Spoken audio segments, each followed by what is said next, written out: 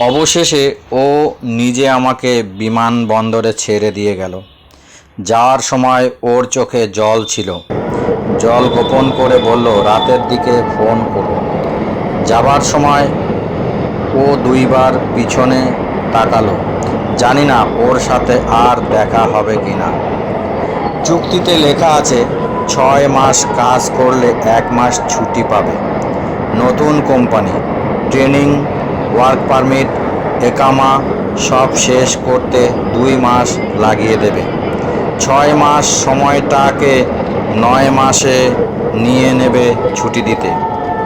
মানে আমি তো আর মেধা খাটিয়ে জব করতে যাচ্ছি না, বরং চাকরিটা খুব জরুরি ছিল। পদ অবনতি করেই যাচ্ছি। গতর খাটিয়ে কাজ করতে যারা মেধা খাটিয়ে আয় করে তাদের সাথে আমাদের অনেক পার্থক্য। দেশ ছাড়ছি ট্যুরিস্ট ভিসায়। ইমিগ্রেশন অফিসার ইচ্ছা করলেই আটকে দিতে পারে। হোটেল বুকিং দেখাও, রিটার্ন টিকিট দেখাও, দুই একটা কথা বলেই ওই দেশে গিয়ে লেবার ক্যাম্পে দিন কাটাতে হবে, যতদিন পর্যন্ত দরকারি কাগজপত্র রেডি না হয়। গ্রাম বাংলার বহু ছেলে আজকাল মধ্যপ্রাচ্য দেশগুলিতে কাজ করতে যায়। দূর থেকে দেখলে মনে হয় ওই সোনার টুকরো ছেলে, কিন্তু আসলে ওদের জীবনটা সোনার মতো দামি নয়। এই লড়াইয়ের নামই জীবন। আমাদের স্বপ্নটা যে কোনো মুহূর্তে ভেঙে যেতে পারে। ভেঙে যাওয়াই মৃত্যু। আসলে ভালো থাকাই তো জীবন। ওকে ছাড়া আমি ভালো থাকতে পারবো না।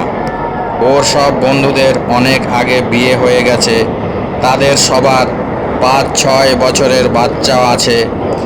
ওর বাবা কিভাবে জেনে গেছে আমি বিদেশে গিয়ে সমুদ্রের মাঝে তেলের খনির মধ্যে রান্নার কাজ করি? মুহূর্তের মধ্যে আপন করে নিতে পারে মৃত্যু। তাই ও আমাকে শর্ত দিয়েছিল, বিদেশে নয়, দেশে থেকে যে কোনো একটা সম্মানজনক কাজ করে আয় করতে হবে। চাকুরির বাজার খুব খারাপ, তার উপরে বয়স হয়েছে। তাই জমানো টাকায় ব্যবসা করার চেষ্টা করলাম। আর শখ করে কেনা গাড়িটা ওলাতে ভাড়া দিলাম। ড্রাইভার আমার বন্ধু। ও বলেছিল, নিজে গাড়ি না চালালে তুই পয়সার মুখ দেখতে পারবি না। আমার ছোট মুদিখানার দোকান, ব্যবসা ভালো চলছে না, ধার বাকি দিতে হয়। তাই রাতের বেলায় 2-1টি ট্রিপে মেরে থাকি গাড়িতে। বিশেষ করে এয়ারপোর্টের একটা ভাড়া পেলেই পুষিয়ে যায়। আমার বন্ধু বারণ করেছিল, অচেনা জায়গায় যাবি না। জিনকির হাটের একটি ভাড়া বারবার ক্যান্সেল করে দিচ্ছি, তবুও আসছে। দেরি যদি করি তাহলে ওরাই ক্যান্সেল করে দেবে। বারবার ক্যান্সেল করলে কোম্পানি থেকে ফাইন করতে পারে।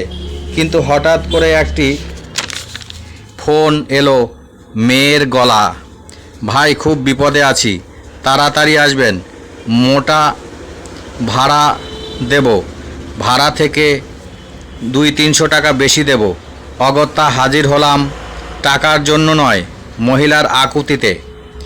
টালিগঞ্জে একজন মাঝারি বয়সী লোক ও হিজাব পরা কম বয়সী মেয়ে ও একটি ছেলে। আমি নিশ্চিত হলাম এরা নিশ্চয় গাড়ি চোর নয়। কবরডাঙ্গার পর থেকে রাস্তা ফাঁকা, অন্ধকার চিরে গাড়ি চলেছে।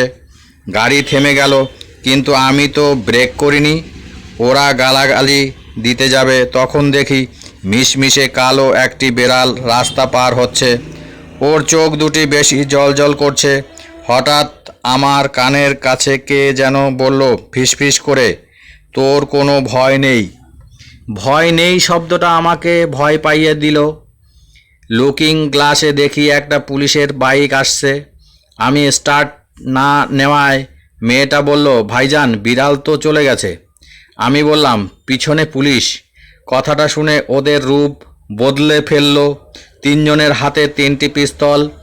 আমার মাথায় ঠেকিয়ে গালি দিতে দিতে বলল, গাড়ি চালাও, কোথাও দাঁড়াবি না। আমি গাড়ি চালানোর আগেই গাড়ি চলতে লাগলো।